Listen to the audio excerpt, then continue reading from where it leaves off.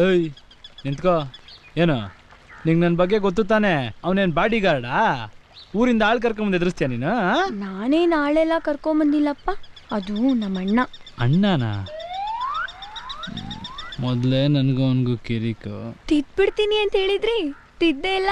ತಿದ್ದೆ ಏನೋ ಓದೋ ಹುಡುಗಿ ಊರಲ್ಲೆಲ್ಲ ವಿಷಯ ಗೊತ್ತಾದ್ರೆ ಮರ್ಯಾದೆ ಹೋಗ್ಬಿಡ್ತದೆ ಅಂತ ಬಿಟ್ಟಿದ್ದೀನಿ. ಕಾವಿ ಪಂಚೆ ಎಲ್ಲ ಹಾಕಿದ್ದೀರಾ?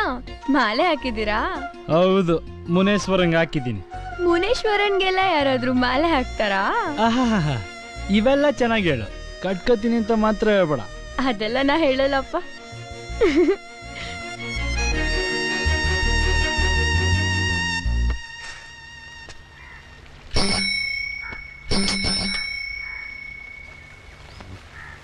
ಕಟ್ಕೊಂತೀನಿ.